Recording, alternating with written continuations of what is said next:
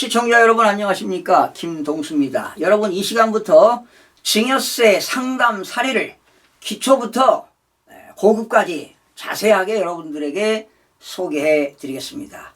차근차근 여러분들이 증여세와 상속세를 공부하셔서 많은 세금을 줄여나가는데 전략을 세우시기 바랍니다. 여러분, 어떤 경우에 증여세를 내야 할까요?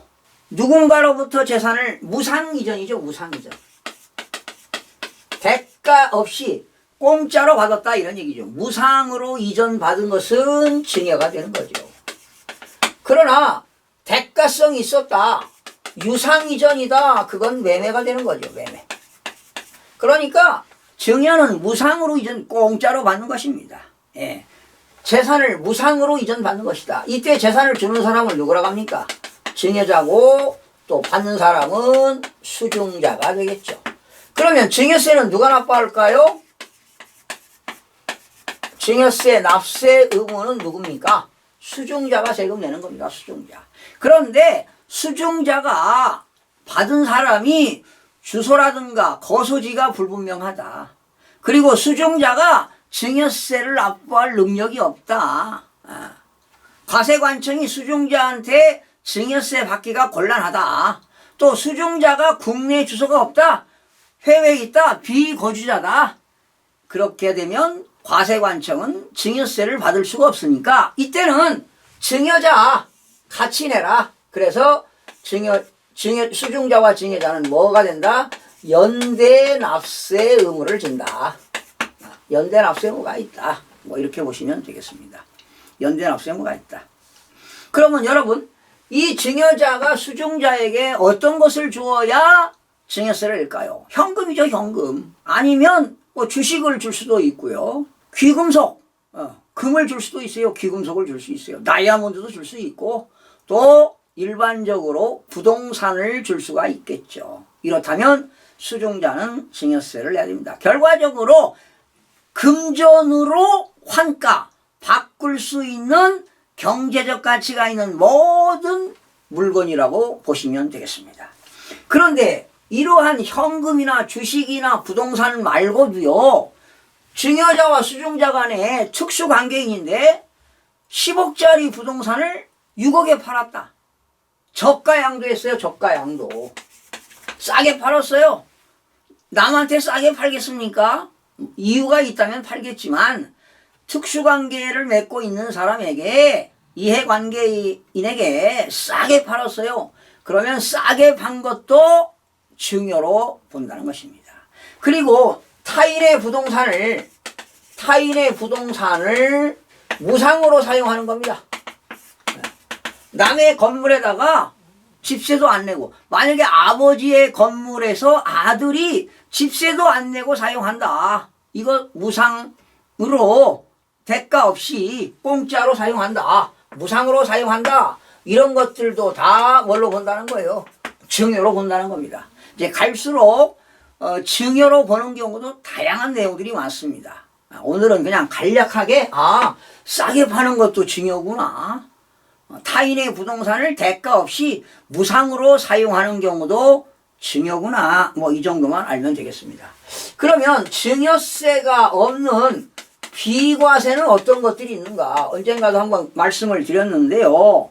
사회 통념상 인정되는 생활비, 소득이 없는 아들에게 아버지가 생활비를 주었다, 또 교육비를 주었다, 소득이 없는 아들이 해외 유학 가는데 유학비를 지원했다. 그렇다면 이거는 증여로 볼 수가 없습니다. 또 아들이 병원에 입원했다, 병원비를 줬다. 또 아버지가 입원했는데 아들이 또 줄 수도 있잖아요. 병원비를 주었다. 또 뭐 축하금을 주었다. 또 뭐 명절에 받는 용돈 같은 거. 그러나 용돈 준다고 말이죠, 돈 많은 사람들이 1억을 줬다, 이거는 안 되죠. 이거는 당연히 과세가 됩니다. 그냥 일반적으로 사회 통념상 인정되는 뭐 축의금, 이런 것들은 증여세 비과세가 된다라는 것입니다. 그런데 여러분, 만약에 아들이 취직을 했어요. 대기업에, 또 공무원에 합격해가지고 취직했는데 취직 기념으로 자동차를 주었다, 선물했다. 이런 건 증여가 되겠죠. 또 자녀가 혼인하는데 전세자금이나 또 주택을 마련하는데 보태 주었다면 당연히 이건 증여가 되는 겁니다. 아들 스스로가 부동산 산 게 아니라 부모로부터 지원을 받아서 부동산을 샀으니까 부동산을 취득하는데 신혼집 마련하는데 들어간 비용도 역시 증여세 과세 대상이 된다는 겁니다. 그러면 여러분 수중자가 증여받는 수중자가 증여세를 줄이는 방법은 어떤 것이 있느냐? 기본적으로 증여재산 공제를 이용하면 돼요. 증여재산 공제 제도를 활용해라 하는 겁니다. 이건 뭐 여러분 다 알 겁니다. 여러분 남편이 부인에게 배우자, 남편이 부인에게 또는 부인이 남편에게 주는 경우는 배우자는 얼마 공제 줍니까? 10년 통산입니다. 10년 통산에서 6억 원까지는 증여세가 없습니다. 6억 원까지. 10년입니다. 10년 동안 배우자에게는 6억 원까지는 증여세가 없습니다. 그러면 직계 비속입니다. 아버지가 직계 비속, 자녀들이죠. 아버지가 아들에게 줬는데 성년이다 그러면 10년 동안 얼마? 5천만 원까지는 증여재산 공제를 받기 때문에 세금이 없습니다. 그런데 자녀들이 미성년자가 그러면 10년 동안 2천만 원까지는 세금이 없습니다. 그리고 반대로 직계 존속입니다. 부모, 자녀가 부모한테 주는 것도 얼마입니까? 역시 5천만 원까지는 세금이 없습니다. 아들이 또 부모한테 증여할 수도 있잖아요. 5천만 원까지는 세금이 없습니다. 그런데 6촌 이내의 혈족 그리고 4촌 이내의 인척 이거는 1,000만 원까지는 세금이 없습니다. 6촌 이내 혈족은 아버지 쪽이 되겠고요.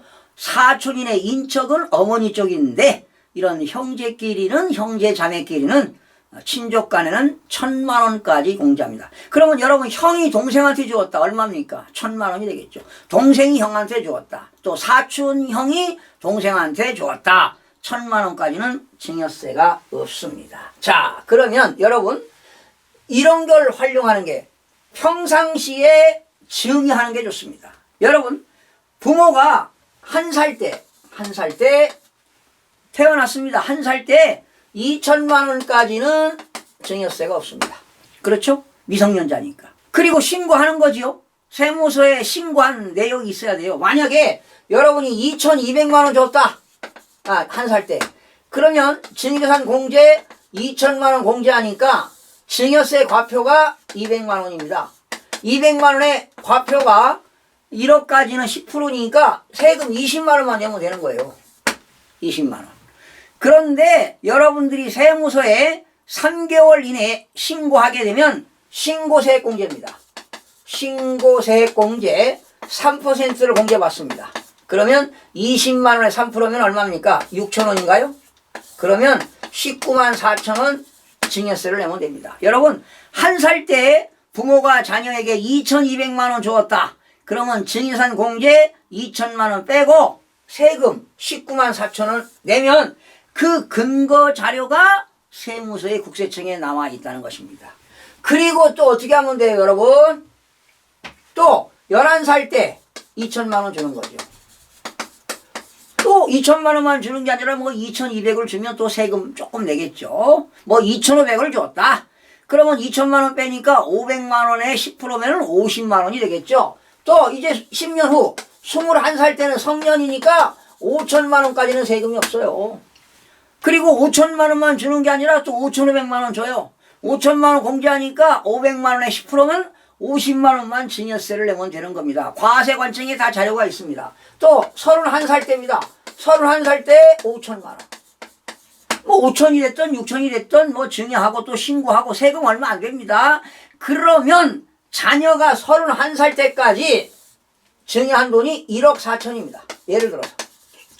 이걸 주식에 투자했다면 또 이것이 뭐 5배 오를 수도 있고 10배 오를 수도 있습니다. 그리고 성년일 때 이렇게 1억 4천까지는 증여세 없이도 적은 부담하고도 이 자녀가 나름대로의 성장할 수 있는 그런 기반이 되는 것이죠. 자립할 수 있는, 경제적으로 자립할 수 있는 기반, 토대를 만들어 주는 겁니다. 그래서 어릴 때부터 이렇게 증여하는 거를 여러분들이 이런 지혜롭게 한다면 자녀가 경제적인 자립을 할 수 있다, 이런 얘기입니다. 자, 올해 신설된 거 하나 알려드리겠습니다. 올해 신설된 건데요. 뭐냐면 증여산 공제인데요. 혼인, 출산, 증여산 공제입니다. 혼인, 출산, 증여재산 공제제도가 올해 신설됐습니다. 2024년에 신설이 됐습니다. 올해부터 신설됐는데요. 자녀들이 결혼한다. 그러면 혼인신고일 전후입니다. 혼인신고일 전후 2년 이내입니다. 그러니까 혼인신고일이 이날이라면 혼인신고 전 2년, 혼인신고 2년. 그럼 합치면 몇 년입니까? 4년이 되겠죠. 2년, 2년이니까 4년인데 혼인신고일 전후 2년, 전후 2년 이내니까 이렇게 해서 1억 원까지 공제가 가능합니다. 그러니까 처녀총각이 결혼했는데 아들 집에서 1억, 딸 집에서 1억이면 2억까지 줄 수 있습니다. 그리고 일반적으로 증여재산 공제는 5천이잖아요. 5천에다가 혼인하면서 1억이니까 양가에서 1억 5천씩 준다면 3억 원까지는 증여세를 안 내도 되는 겁니다. 올해부터 신설됐습니다. 그러니까 혼인도 장려하고 출산도, 인구가 자꾸 줄잖아요. 생산 가능 인구도 줄고 혼인도 줄고 출생아도 줄어들어요. 그래서 혼인신고일 전후 2년 이내에 이렇다면 양가 부모가 1억씩이니까 2억까지 줄 수 있고, 또 각자 성인이니까 5천만 원까지 증여하니까 각각 양쪽 집에서 1억 5천이니까 3억까지는 증여세가 없습니다. 또 자녀가 출생했다. 그러면 출생일, 아이를 낳았어요. 아니면 입양했다. 그러면 입양신고일입니다. 출생일 또는 입양신고일로부터 이거는 2년 이내입니다. 출생을 했다.